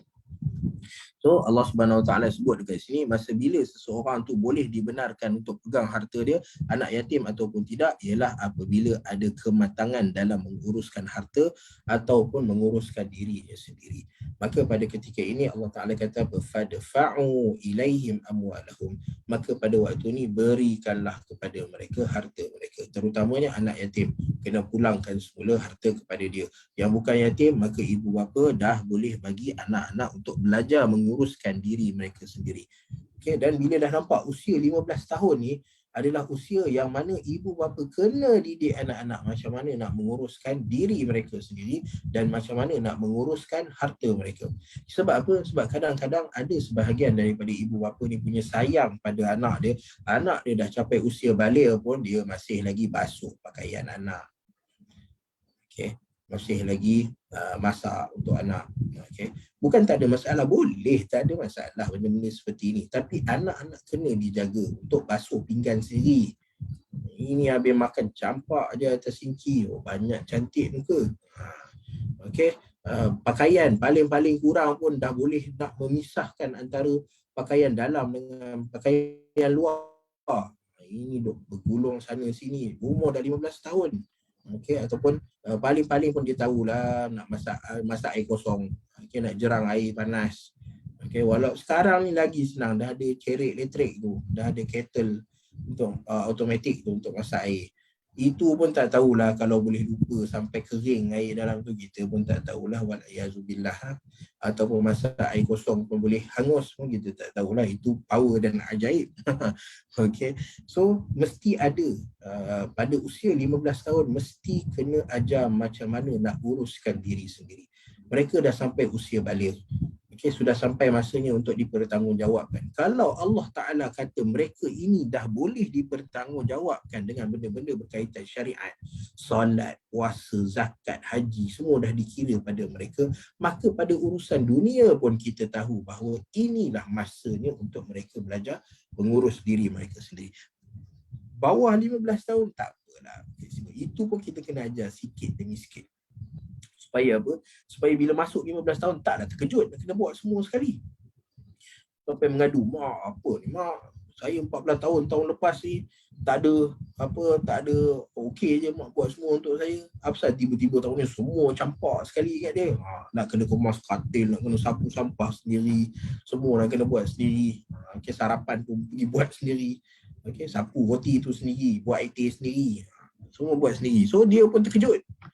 Okay, dan siapa tak terkejut? Semua orang terkejut bila buat lalam minit baru kita campak semua. So kena step by step, kena ada tadarruj. So daripada usia muda nampak dia dah boleh berfikir, kita dah bagi arahan pada dia, dia boleh faham 3-4 arahan, dia boleh faham. Maka pada waktu tu kita ajar sikit-sikit. Okey, baju dah buka, okay, masuk dalam basket dia. Okey, bila dah makan letak dekat dapur. Okey, yang dah besar sikit tu ambil cuci, basuh. Kita tengoklah cucian dia pula, oh ni tak kemas, kita ajar macam ni cara untuk membasuh pinggan. Okay, so ajar urusan kendiri pada usia 15 tahun. Dan pada waktu tu juga kita ajar dia bagaimana menguruskan harta. Okay, pergi ajak pergi kedai. Okay, kata ini kalau beli macam ni macam mana. Okay, barang macam ni kalau nak beli, okay, ada jenama-jenama dia. Okay, nak beli, tengok ikut keperluan. Jangan main ikut cantik, ikut sedap je. Tengok apa makanan. Okay, kata nak beli keropok. Okay, keropok yang ada barbecue. Tengok yang dekat sebaris dengan mata dia adalah keropok yang harga dia macam Doritos kan, RM11, RM12 satu plastik tu. Okay, tengok tepi dia tu ada Twisties, ada Jack and Jill yang lagi murah. Okay, yang RM6, RM7. Lalu kita kata pada dia, kalau nak ambil lah yang ni, sama je rasa dia. Tak ada beza, nama je yang berbeza. Okay, so kita ajar pada dia cara nak menguruskan diri, nak menguruskan harta. Okay, kalau beli pakai RM50, okay, sebaik-baiknya pecahkan duit, ada RM10, ada, jangan bawa duit banyak-banyak dalam dompet. So itu time 15 tahun mereka mesti dah kena ada benda ni. Okay, dah sampai masanya untuk mereka dipertanggungjawabkan. Okay, pada waktu tu bila kita dah didik daripada kecil, maka bila kita lepaskan mereka pada usia 15 tahun, maka kita tenang. Kita tenang. Sebab apa? Dalam ayat surah An-Nisa dia juga Allah Ta'ala dia akan sebut wal yakhshal ladzina law taraku min khalfihim dhurriyatan dhi'afa. Allah Ta'ala kata takutlah kepada auliaul umur, kepada ibu dan bapa untuk meninggalkan anak-anak dalam keadaan lemah. Maksudnya tidak mampu untuk uruskan diri dia dan tak mampu untuk uruskan harta dia. Okay? Ataupun tidak meninggalkan apa-apa harta kepada mereka. Kerana Allah Ta'ala sebut ayat tu ketika mana Allah Ta'ala nak bercerita tentang faraid. Okay, tentang faraid. Okay. Baik. Kemudian Allah Subhanahu Wa Ta'ala sebutkan wala ta'kuluha israfan wa bidaran ay yakbaru. Okey. Maka Allah Ta'ala sebut selepas itu wala ta'kuluha. Okey. Ayat yang depan ni kita faham. Yang nombor 1 ni kita faham. Okey, Allah Ta'ala suruh uji anak-anak yatim ataupun yang bukan anak yatim setelah sampai usia baligh, adakah mereka ada kematangan untuk menguruskan harta mereka. So yang pertama ni kita faham. Okey, sampai pada yang kedua ni wala ta'kuluha israfan wa bidaran ay yakbaru. Okey, janganlah kamu memakan harta-harta anak yatim israfan dengan pembaziran melampau-lampau. Okey, melampau, pembaziran lah tu. Okey. Wa bidaran tergesa-gesa. Okey, tergesa-gesa duk makan. Ay yakbaru kerana takut mereka membesar. So kita kat sini kita tanya, kenapa ayat ni didatangkan? Sebab dalam hati kita, dalam kita punya kepala ialah orang yang menjaga, dia sanggup jaga anak yatim, maksudnya dia adalah seorang yang amanah dan bertanggungjawab. Okey, tetapi bila mana Allah Ta'ala sebut dalam ayat ni perkara kedua Allah Ta'ala sebut dekat sini, wala ta'kuluha israfan wa bidaran ay yakbaru. Jangan kamu makan harta anak yatim dengan israfa, dengan melampau-lampau. Kita pun kata, ada ke orang yang melampau-lampau dalam makan harta anak yatim? Wabidara, dia ambil harta anak yatim tu, dia nak cuba habiskan cepat. Sebab apa? Takut bila besar nanti anak yatim tu nak dapat harta dia balik. Dan dia tak dapat nak guna harta anak yatim tu dah. Okey, lalu kita kata, kenapa ayat ni datang? Okay, maka kita nak tahu sebab kenapa Allah Ta'ala sebut benda ni. Sebab kita ditakuti bahawa ada benda-benda yang sama berlaku, yang menyebabkan ayat ni turun, dia berlaku dalam masyarakat pada hari ini. Okay, lalu kita hanya akan tahu benda ni apabila kita baca kepada sababun nuzul. Dua perkara Allah Ta'ala sebut. Jangan kamu makan israfa, melampau-lampau. Okay, katalah nak ajak anak yatim ni celebrate dia punya kata dia dah habis sekolah kan. Okay, so nak meraihkan dia dah habis sekolah. Lalu habis sekolah rendah lah. Sekolah menengah dah 18 tahun kan, dah 17 tahun, dah lebih usia. Okay, sekolah rendah. Lalu bawa lah dia pergi makan. Okay, nak pergi makan, nak celebrate kat mana ni? Okay, tanya kat dia dulu, nak belanja ke hari ni? Patutnya kita lah belanja, dia meraihkan dia kan. Tapi dia tanya pada dia pula, nak belanja ke hari ni? Dia pun kata, okay, boleh lah. Lalu bawa lah pergi tempat-tempat yang high end restoran kan. Bawa tempat-tempat yang mahal-mahal. Okay, sebab apa? Sebab budak ni nak belanja. So tak apalah, bawa aje. Okay, lalu ini melampau-lampau dalam menggunakan harta anak yatim. Okay, nak pakai, nak raihkan dia mungkin boleh pakai, tapi sekadarnya jangan melampau-lampau, membazir. Kerana harta anak yatim, dia tak persoalkan, dia pun tak tahu apa, kita pun sesuka hati je kita makan harta anak yatim melampau-lampau. Okey. Wabidara, dan ini adalah hilah yang sangat dimurkai oleh Allah Subhanahu Wa Taala, iaitu orang yang cuba nak habiskan harta anak yatim tu. Dia beli rumah, dia beli apa semua. So dia kata untuk siapa? Untuk anak yatim. Yalah, dia nak jaga anak yatim ni, nak bagi keselesaan. Lalu dia guna sampai habis, tergesa-gesa menggunakan harta anak yatim. Kerana apa? Takut anak yatim ni yakbaru, anak yatim ni membesar sampai usia 15, dia minta mana harta. Ini harta Ahmad Albab yang punya kan.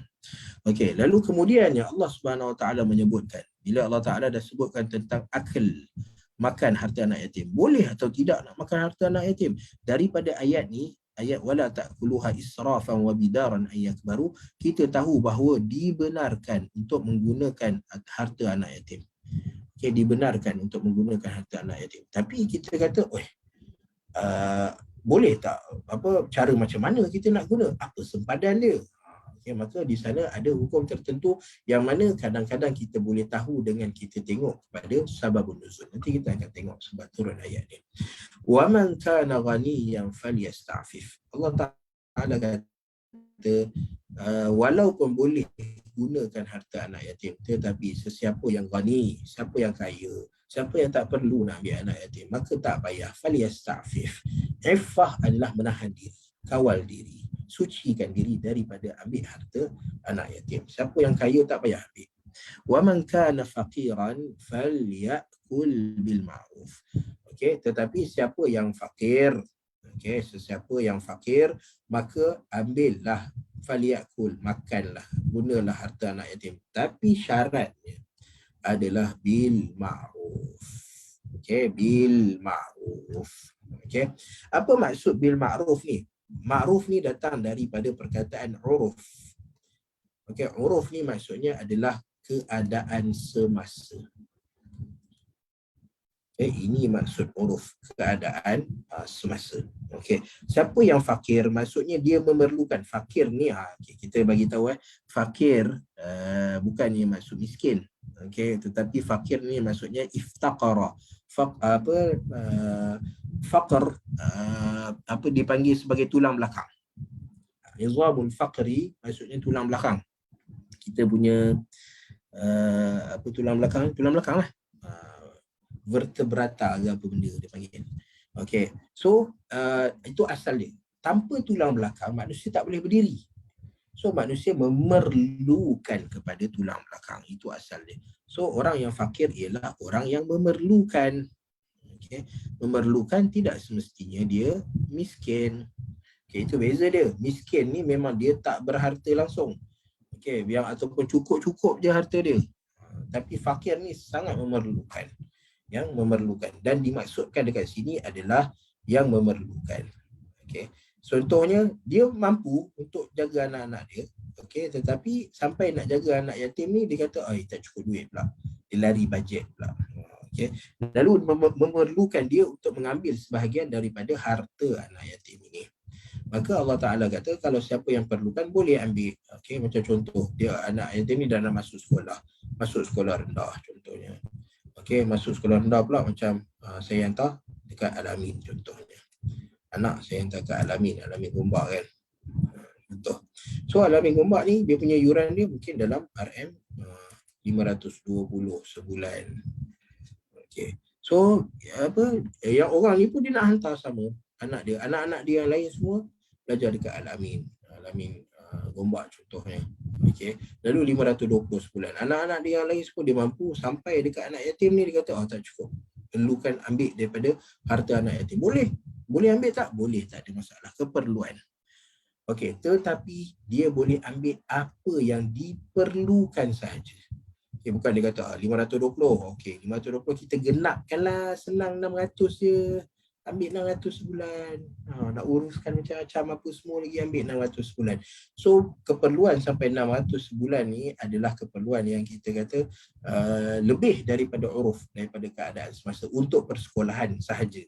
Okay, mungkin dia perlu untuk benda-benda lain, tak apalah, perlu untuk makan, ambil lah untuk makan ke untuk apa. Tapi kalau keperluan sekolah tu 520, mungkin tambah belanja dia, tambah 150 sebulan ke, okay, RM5 sehari, dapat 150 ataupun 120 sebulan ke, okay, maka dapatlah dalam 620, right? 640. Okay, lalu itu keperluan bulanan dia 640 untuk sekolah sahaja. Okay, lalu tak payahlah ambil lebih. Apa keperluan nak ambil lebih? Okay, mungkinlah nak ambil untuk minyak kereta. Tapi ambil pun sekali penggunaan kereta, katalah dia guna daripada rumah dia nak pergi ke sekolah kan RM2. Dia kena bahagikan juga kepada orang yang ada dalam kereta tu. Okay, anak ada 3 orang ke, campur dengan anak yatim bahagi 4. So RM2 bahagi 4, 50 sen seorang. Dia kena kira 50 sen lah untuk anak yatim tu. Kalau dia nak kira, itu dah, kalau kita kata terlalu berkira lah. Tapi kalau orang jaga anak yatim ni biasanya dia tak berkira sangat. Cuma kena hati-hati dalam pengambilan harta anak yatim. Jangan duk pandai main bundar ikut nearest round numbers. Jangan ambil ikut mana bundar. Lepas tu bundar pula bukannya kalau nearest nombor bulat paling dekat, kalau rendah tak apa, ni nak ambil yang tinggi je. So itu masalah. Okay, bila nak ambil harta anak yatim, maka bil ma'ruf. Okay. Dan bila kita sebut bukan harta anak yatim je, sebab kat sini Allah Ta'ala tengah cerita tentang awliyaul umur, tentang orang yang dipertanggungjawabkan untuk menjaga harta. Okay, sama juga macam kita ibu bapa. Kita ibu bapa, kadang-kadang kita diamanahkan, okay, duit ni untuk anak-anak kamu ya. Okay, duit ni untuk anak-anak kamu. So anak-anak kita ada duit-duit yang orang bagi memang amanah untuk anak-anak kita, maka janganlah ngada-ngada nak ambil. Melainkan kalau kita fakir, kita memerlukan. Okey, memerlukan, contoh pada waktu tu gaji tak masuk ke, ataupun kita kontraktor kerajaan tak bayar lagi ke, kita punya tender kita punya kontrak kita.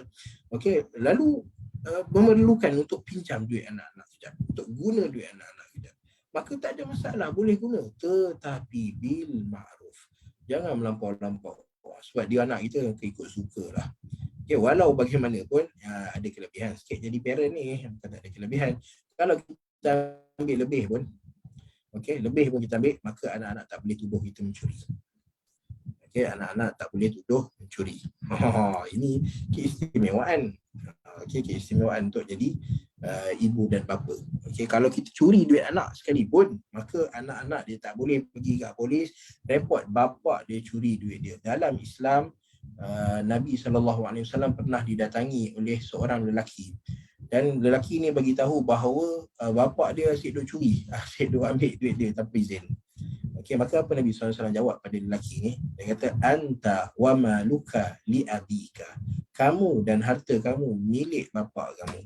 Kalau dia tak ada, kalau dia tak bagi nafkah pada kamu, dia tak jaga kamu daripada kecil sampai besar, kamu tak akan jadi seperti kamu pada hari ini. So anta, diri kau tu dan harta-harta milikmu, semuanya adalah milik bapa kamu.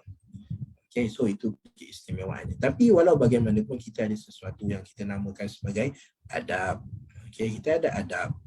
Okay, di mana adab kita bila kita mengambil harta yang bukan milik kita sepenuhnya, okay, macam harta anak-anak ke, maka kita cuba untuk bil ma'ruf. Jagalah, okay, mengikut keperluan sahaja. Keperluan semasa. Okay. Itu kalau bagi orang yang nak ambil harta, menggunakan harta yang dipertanggungjawabkan kepada dia. Okay. Fa'idha dafa'tum ilaihim amwalahum fa'ashhidu alaihim. Okay, ada orang tanya, kalau harta orang lain yang minta tolong jaga pada dia, biasa harta orang lain yang dia minta tolong jaga pada dia, maka dia dah siapkan dia punya akad dia. Okay, saya bagi harta kamu untuk invest je. Okay, maka tak boleh buat benda lain. Harta ni untuk bagi pada orang tertentu, maka tak boleh guna untuk benda lain.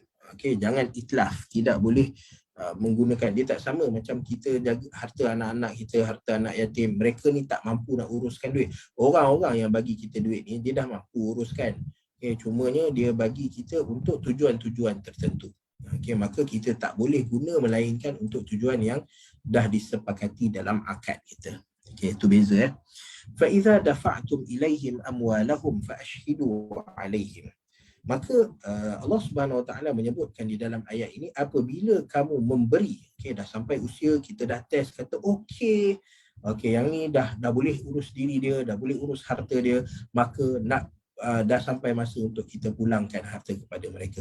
Dan bila nak pulangkan tu, فَأَشْهِدُوا عَلَيْهِمْ, kamu kena ada saksi. Okay, letak saksi supaya tak ada masa depan, masa akan datang, anak yatim ni bila dah besar, dia dah pandai sikit, dia datang pada kita, dia kata, pakcik bagi mana baki duit, tak ada. Okay, tak bagi lagi pada saya. Kita pun kata, bukan nak bagi ke, masa usia kau 15 tahun, masa tu nak sangat, nak sangat duit ni. So kita pun bagilah pada dia. Tapi dia tiba-tiba datang bagi tahu tak ada, tak dapat apa semua. Siap report pada polis, siap report pada mahkamah. So polis pun tanya, kalau dah bagi mana bukti? Mana bukti dah bagi? Okay, walaupun kita jaga anak yatim ni, kadang-kadang dia ada isu, ada masalah yang kita tak jangka. Okay, kita bukan sangka buruk pada orang. Tetapi Islam dia mengajar kita supaya al-wiqayah khairun minal ilaj. Untuk mencegah itu lebih baik, prevention tu better than ubat. Okay, mencegah tu lebih baik daripada mengubat. Okay, Islam memang sentiasa kecenderungan syariat Islam ni adalah untuk mencegah sesuatu keburukan daripada berlaku. Okay, kalau dah berlaku, maka kita dalam situasi yang lain perlukan kepada ubat, okay, dan sukar kadang-kadang untuk mengubat. Okay, sebab tu Islam ajar daripada prevention dulu. Okay, maka untuk tidak menjadikan masalah, maka perlu diletakkan saksi. Okay, dan berapa orang saksi ni? Okay, saksi ni adalah saksi-saksi yang berkaitan dengan urusan harian selain darah. Okay, dia ada urusan berkaitan darah. Okay, urusan berkaitan darah maksudnya orang ni bunuh orang ni. So kita pun kata, apa bukti orang si A bunuh si B? Maka ada 4 orang saksi yang nampak bahawa dia bunuh. Okay, so kalau 4 orang saksi, maka kita terima. Tapi kalau 3 atau 2 orang saksi, maka kita kata, sorry, minta maaf, saksi kamu sikit sangat, tak cukup kuat untuk perkara-perkara yang berkaitan dengan darah. Okay, macam zina contohnya. Okay, kerana zina ni, kalau orang dah kalau belum berkahwin akan kena sebat 100 kali. Kalau dah kahwin akan kena rejam sampai mati. So melibatkan darah, melibatkan pertumpahan darah. Okay, maka perlukan kepada 4 orang saksi. Adapun pada perkara-perkara yang tidak berkaitan dengan darah, maka hanya perlu 2 orang saksi. 2 orang saksi lelaki. Baik, kalau perempuan macam mana? Allah Ta'ala sebut pada akhir surah Al-Baqarah, maka apa Allah Ta'ala kata dalam akhir surah Al-Baqarah, فَإِنْ لَمْ يَكُونَ رَجُلَيْنِ فَرَجُلٌ وَامْرَأَتَانِ. Okay, kalau tidak ada 2 orang saksi lelaki, maka farajulun wa imra'atan, 1 lelaki dan 2 perempuan. Okay, maksudnya 1 lelaki ni menyamai 2 perempuan. Okay, maka carilah seorang saksi lelaki dengan 2 saksi perempuan. Okay, kalau kita nak 2 saksi perempuan, maka 4 lah saksi perempuan yang kita kena ada.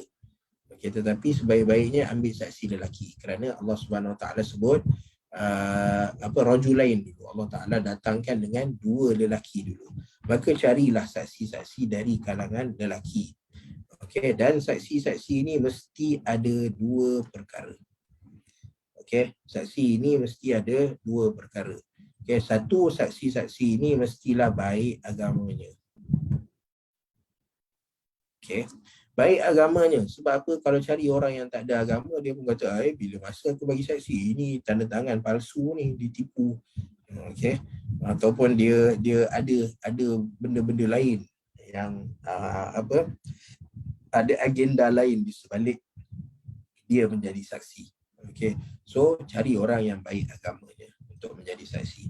Dan yang keduanya, carilah orang yang baik fizikalnya. Okay, baik fizikal. Apa maksud baik fizikal ni? Baik fizikal ni maksudnya dia boleh tahu. Okay, dia boleh tahu dan dia boleh faham dan dia boleh buat tugas dia sebagai saksi. Okay, sebagai saksi ni perlukan kepada mata untuk tengok. Okay, perlukan kepada telinga untuk dengar. Okay, so kalau tak ada mata, tak ada telinga, maka bukan kita kata satu kekurangan, tapi tak bolehlah jadi saksi pada waktu ini. Sebab apa? Nak tengok harta tu diberi, mesti kena tengok berapa banyak diberi. Okay, mesti kena dengar angka yang disebutkan. Okay. Kadang angka kalau telinga je dengar, orang sebut angka, tapi tulis kat situ lain. So, dia akan jadi isu. Okay, maka kita kata yang baik fizikalnya. Mesti ada mata dan telinga dan mesti memahami apa yang sedang berlaku. Okay, mesti faham apa yang sedang berlaku. Yang sedang berlaku ialah seorang penjaga harta sedang memulangkan harta milik anak yatim kepada anak yatim tersebut, kerana setelah diuji pada usia tertentu, bila nampak baligh dan diuji dan lulus ujian, maka dia pulangkan. Okay, ni main sign je tak tahu. Tadi aku sign pasal apa lah. So itu tak boleh jadi saksi. Okay, saksi ni mesti ada fizikalnya sesuai. Okay, fizikalnya lengkap untuk proses menjadi saksi, dan dia mesti akalnya pun okey. Maksudnya dia faham apa yang sedang berlaku. Kalau tak faham, kita kena fahamkan dia. Kalau tak faham juga, pergi cari saksi lain. Jangan duk susahkan diri dengan saksi yang fizikalnya kurang baik. Dan ini biasa berlaku. Tambah lagi bila kahwin, bila proses perkahwinan. Bila dah akad nikah tu, maka habis akad nikah tu sah tak? Padahal duduk sebelah Tok Kadi je. Duduk sebelah Tok Kadi. Tak berapa jelas lah Tok Kadi. So bila tak berapa, duduk sebelah Tok Kadi tak berapa jelas, minta maaf cik pergi lain, saya nak bawa saksi lain yang baik fizikalnya. Kadang-kadang ada orang dia saja-saja je nak kena kan, tapi dalam Islam kalau fizikal tak baik, maka hang tak boleh jadi saksi. Dah duduk sebelah kadi tapi tak dengar-dengar juga, minta maaf, ini fizikal kurang baik, maka kita tukar kepada saksi lain. Okay, dalam urusan seharian kita, maka kita hanya perlu 2 saksi lelaki. Okay, 2 saksi lelaki. Okay, tetapi dalam urusan yang melibatkan darah, maka perlu kepada 4 saksi lelaki. 4 saksi lelaki, kalau darah 2, 8 saksi perempuan lagi banyak. So cari lelaki 4 orang ataupun lelaki 2 orang lagi senang. Cari 2 daripada nak cari 4 orang perempuan. Okay. Wa kafa billahi hasiba, dan cukuplah Allah Subhanahu Wa Taala sebagai pemerhati. Okay, maksudnya apabila kita datangkan saksi dan kemudian kita dah berusaha dah apa semua, barulah kita letakkan tawakal pada Allah Taala. Okay, kenapa Allah Ta'ala letak belakang sekali? Wa kafa billahi hasiba. Cukuplah Allah Ta'ala sebagai hasib, sebagai pemerhati, sebagai penghitung, sebagai pengira. Sebab apa? Allah Ta'ala suruh buat ni dulu. Kamu kena usaha dulu. Okay, jangan makan harta anak yatim. Kalau makan banyak mana. Okay, kalau kaya tak payah makan. Dan apabila pulangkan harta, ambil saksi. Setelah usaha semua ni, barulah letak kita punya tawakal pada Allah Ta'ala. Okay, ni letak bagi harta pada anak yatim, kita kata tak payah saksi ke? Tak payahlah, saya bertawakal pada Allah Ta'ala. Itu tawakal, Masya Allah. Okay, ada tawakal yang tinggi, tetapi kita takut apabila berlakunya masalah. Okey, tidak ada dokumen pembuktian, okey, tidak ada karinah-karinah yang menunjukkan perkara itu pernah berlaku. Okey, so sebelum sebab tu Allah Taala letak dekat belakang wa kafa billahi hasiba. Cukuplah Allah Taala sebagai pemerhati setelah kita buat benda-benda yang diperlukan untuk sesuatu akad itu berjalan dengan baik. Okey, baik. Itu ayat nombor 6. Lalu kita nak tengok apa sebab turun ayat ini. Okey, maka sebab turun ayat ini adalah kita habiskan dekat sini insya-Allah. Okey, sebab turun ayat ini adalah satu hadis yang diriwayatkan oleh Al-Bukhari dan Muslim. So kuat ni. Okey, di mana apa riwayat ini daripada Urwah. Banyak Urwah sebelum itu Urwah bin Zubair. So Urwah bin Zubair ni dia ada satu kelebihan. Okey, dia ada satu kelebihan. Di mana Urwah bin Zubair ni dia banyak kelebihan dia sebenarnya. Tapi Urwah bin Zubair ni adalah seorang yang rapat dengan Aisyah. Aisyah ini adalah sahabat Nabi ataupun isteri Nabi di kalangan para sahabat yang hidup zaman sahabat, orang yang paling banyak meriwayatkan hadis Nabi SAW.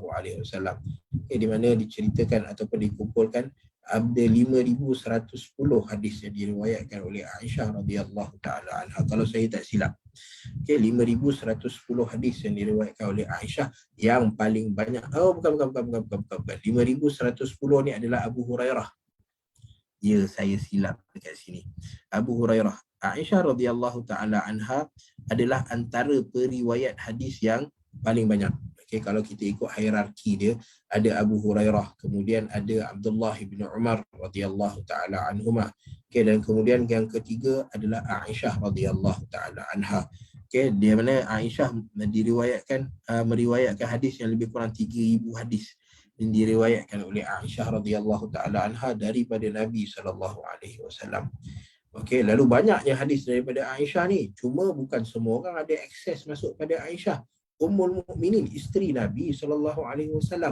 So, tapi nak dapat riwayat daripada Aisyah. Lalu, riwayat ini banyak didatangkan oleh Urwah bin Zubair. Kerana Aisyah ni makcik kepada Urwah, lalu senang Urwah masuk, belajar je dengan Aisyah. Tak adalah anak saudara dan mak saudara haram berkahwin, maka tidak ada masalah untuk Urwah masuk pada Aisyah radhiyallahu taala anha. Okey, lalu Urwah pernah satu ketika dia memberitahu bahawa dan Urwah ni pula ditakdirkan bahawa dia lahir dalam keluarga Az-Zubair bin Al-Awwam, salah seorang sahabat yang paling kaya dekat Madinah Al-Munawwarah. So itu Az-Zubair bin Al-Awwam radhiyallahu taala anhu. Okay, lalu Urwah ni kalau kita pergi kat Madinah, maka kita nampak kawasan rumah Urwah je dah besar mana. Dan boleh tengok saki-baki rumah Urwah bin Zubair ni besar mana. So dahsyatnya rumah Urwah bin Zubair, jalan daripada Masjid Nabawi nak pergi ke Zulhulaifah, nak pergi ke Miqat, maka lalu dekat rumah Urwah bin Zubair. Okay, lalu Urwah bin Zubair ni dia tanya kepada Aisyah radhiyallahu taala anha, taqul wa man kana ghaniyan falyasta'fif wa man kana fakiran falyakul bil ma'ruf. Okey. So ayat ni turun pada siapa? Okey, maka ayat ni kata Aisyah radhiyallahu taala anha, unzilat fi waliyil yatimi alladhi yuqimu alayhi wa yuslihu malihi in kana faqiran akala minhu bil ma'ruf. Okey, secara detailnya kita tak tahu siapa. Okey, tetapi kata Aisyah radhiyallahu taala anha, ayat ini diturunkan kepada wali al-yatim, kepada mana-mana orang yang dipertanggungjawabkan untuk menjaga anak yatim. Lalu kemudiannya yuqimu alaihi wa yuslihu fi malihi, maka di antara tanggungjawab dia adalah menguruskan harta anak yatim. Okey, nak menjaga, memelihara, memperbanyakkan harta anak yatim. Tapi kadang-kadang dia fakir, dia memerlukan. Fakir memerlukan. Okey, maka dia memerlukan. Boleh tak dia ambil daripada bil ma'ruf? Okey, fakiran dekat sini kalau kita nampak, okey, Allah Taala hatta dalam ayat tadi sekalipun, maka fakiran dekat sini maksud dia memerlukan. Okey, Allah Taala tak sebut dekat sini fakiran li ajli malihi ke, fakiran li ajli yatim ke. Allah Taala tak sebut dia fakir, dia memerlukan kerana anak yatim tersebut. Okay, bermakna dia memerlukan tu adalah memerlukan kadang-kadang untuk anak yatim tersebut. Okey, dan kadang-kadang untuk diri dia sendiri.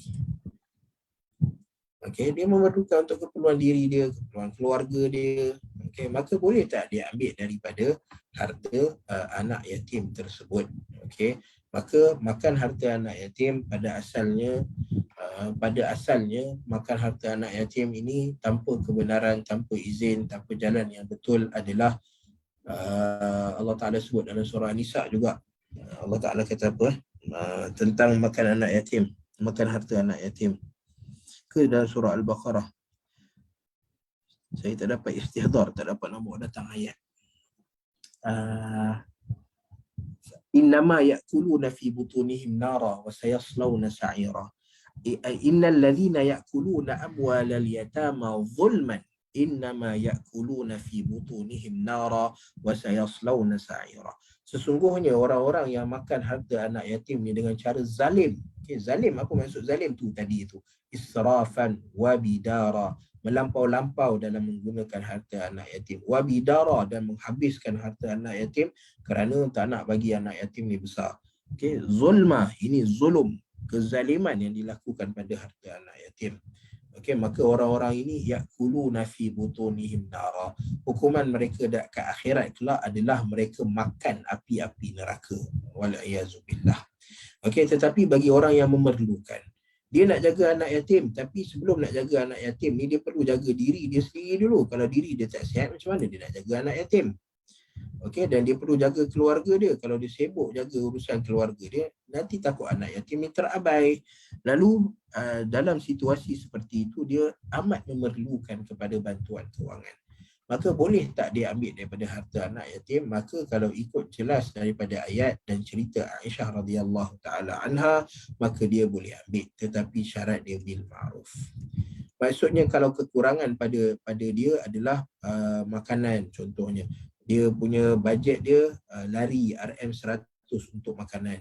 Maka kalau dia nak ambil daripada harta anak yatim pun ambil RM100 sahaja. Okay, bil ma'ruf. Okay, dengan keperluan semasa. Okay, jangan tengok keadaan keperluan biasanya keperluan orang dekat KL ni, keperluan isi rumah adalah RM600 ke 1,000 kan. 1,000 ni standard lah. Standard. Kalau orang kaya tu kita tak tahulah, mungkin dia punya bajet sampai 10,000 sebulan. Okay, tapi 600 sampai 1,000 ni sebenarnya mencukupi untuk sebulan kalau kita pandai merancang kita punya kewangan kita. Pandai merancang kita punya pengurusan harta dan masa kita dan diri kita, kendiri kita. So 600 dan 1,000. Katalah dia ada 500 je. Okey, maka dia perlukan ni 600,000 dekat KL dekat tempat lain mungkin lagi murah, Kelantan ke mungkin dapat lagi murah. Okey, tapi tak juga, sebab kadang-kadang bila dia sampai satu Malaysia ni, kadang-kadang semua satu Malaysia ni sama, seragam kan. Okey, 500. So dia perlukan lagi 100 untuk mencukupkan dia ni. Maka dia tak boleh, dia kata oh ambil 300 dah cukup 800. Itu ambil lebih daripada ma'ruf, lebih daripada apa yang diketahui oleh uruf keadaan semasa. Maka ambil sekadar kemampuan, bukan sekadar yang dibenarkan. Okey, sekadar yang diperlukan. Okey. Okey, kerana berhati-hati. Makan harta anak yatim secara zalim, maka hukuman dia makan api neraka. So benda-benda yang Allah Ta'ala dah letakkan hukuman pada dia, maka benda ini disebut sebagai al-kabirah, ataupun jamak dia al-kabair, dosa-dosa besar. Okey, so kita berhati-hati pada harta anak yatim. Sebaik-baiknya kalau kita tak perlukan, falyasta'fif, tak usah duk sentuh harta anak-anak yatim. Tapi kalau memerlukan, maka ambillah sekadar yang kita mampu. Wallahu ta'ala alam. Kita stop takat ni dulu. Okay, kita stop takat ni dulu. Maka kita sentuh hari ni dapat berapa ayat? Satu ayat je, ayat 6 je. Okey, tak apa. InsyaAllah pada ayat yang akan datang, ayat yang panjang, kita akan masuk pada tajuk yang besar, iaitu tajuk faraid. Ini antara tajuk tumpuan. Sebab apa? Sebab biasanya perempuan dia akan rasa, kenapa aku dapat satu bahagian, lelaki dapat dua. Okay, kenapa faraid ni banyak cenderung kepada lelaki, pada perempuan tak. Okey, kalau isteri mati tinggalkan suami, suami dapat setengah ataupun 1/4. Okey, tapi bila suami mati tinggalkan isteri, isteri sama ada dapat 1/4 atau 1/8. Ini tidak adil. So nanti kita akan tengok pada ayat-ayat faraid. Okey, apa yang Allah Taala ceritakan dalam ayat faraid, dan kemungkinan kita dapat merungkaikan sekali kenapa faraid itu dibahagikan dengan sebegitu rupa. Okey, wallahu taala alam. Sebelum kita berpisah, ada soalan? Tak ada, alhamdulillah, macam biasa. Okey, maka kita tangguhkan dulu perkongsian kita pada petang ini. Apa yang baik itu daripada Allah Subhanahu Wa Taala, yang buruk itu tentunya daripada kekurangan dan kelemahan diri saya sendiri. Maka kita tangguhkan dulu perkongsian kita pada petang ini dengan kafaratul majlis, dengan tasbih kafarah. Subhanakallahumma wa bihamdika asyhadu an la ilaha illa anta astaghfiruka wa atubu ilaik. Wa sallallahu ala nabiyyina Muhammad wa ala alihi wa ashabihi ajma'in. Walhamdulillahi rabbil alamin. Kita jumpa lagi pada sesi akan datang. KL gelap sikit, nak hujan. Okay, mungkin tak buka lampu kan. Okay, nampak nur tu nampak. Okay. Assalamualaikum warahmatullahi wabarakatuh.